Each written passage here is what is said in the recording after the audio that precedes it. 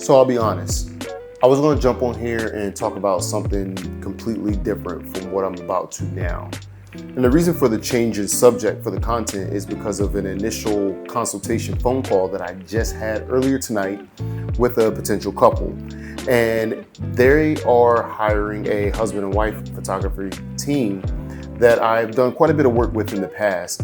And honestly, it was kind of ironic because I think this is going to be the first year in probably, a solid few years that I will have gone a whole wedding season without shooting a wedding alongside them as the videographer for the couple.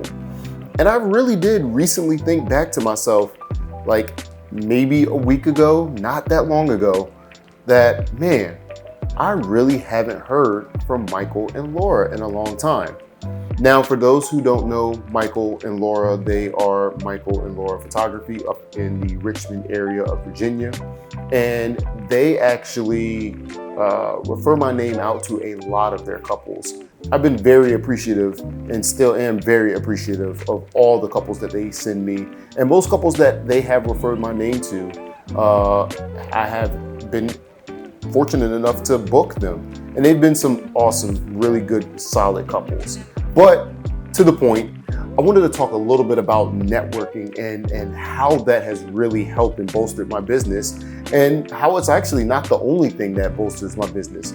But if you were to ask me, what's the number one way that I get couples and how I get work in general for any kind of project, it is word of mouth and just through networking. Now, networking is meeting new people within the industry that do either the same thing that I do or do something else that I do, whether that's being a photographer or a wedding coordinator or planner. Those are the two biggest folks that I get a lot of my referrals from, the photographer and the wedding planner or coordinator. It could also be a DJ, a florist, you name it. Anybody can refer my name and or somebody else's name and pass that along to their couple when asked, hey, do you know a videographer, a photographer, or whatever have you? And it is by far the number one way that I get a lot of my couples.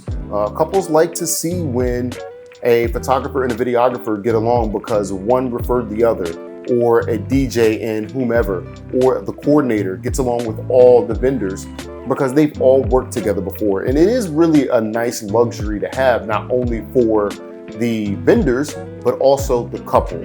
Kind of gives them a little bit of an ease of mind when you've got a team of folks that can communicate well and get along well on your wedding day, that have done this not only just a number of times, but a number of times with each other. I think it's one of those little things that go a long, long way. I was fortunate enough to go on and shoot a number of other projects just from meeting a photographer at a wedding that I was shot alongside them and getting along with them. Just being nice to people goes a long way. So word of mouth and networking are the number one and number two ways that I get a lot of clients and business and just other work in general. Now, that doesn't mean that I haven't paid for any other kind of advertising. I've ran some Google ads. I have done some social media ads during certain times of the year, and also on your typical sites that you would normally see for wedding couples. So The Knot and Wedding Wire. Now, I get it. A lot of people don't go by that or do that, or feel that, hey, my business runs well enough on word of mouth and networking. And that is very much so probably true. And honestly, for me, it's true as well. But if I'm able to make that service pay off and make it worth it, then, why not? Why not use another avenue to get in front of a lot of couples? Aside from word of mouth, networking, and then paid advertising, and this can kind of go with paid advertising / networking a little bit, but it's also being on a preferred vendor list. And I say it can go both ways because, for one, you can pay to be on a preferred vendor list, or you can get in good with a venue and get on their preferred vendor list. There are a number of places that have a preferred vendor list, and all this list is basically saying, here are some recommendations to you as a couple that we suggest you go with for other vendors. There's a whole list of vendors that are on these preferred vendor lists. Again, DJs, wedding planners, photographers, videographers, florists, caterers, you name it, they are all on these lists. And it is absolutely a blessing and very helpful. It gets you in front of couples much easier and really boost your number of weddings or events that you get to cover as a videographer, photographer, DJ, you name it. So with that being said, are any of your friends getting married? Are any of your friends engaged? Are any of them on the fence or thinking about considering whatever you want to call it, videography? If so, my name is Brandon Mitchell and I am your videographer.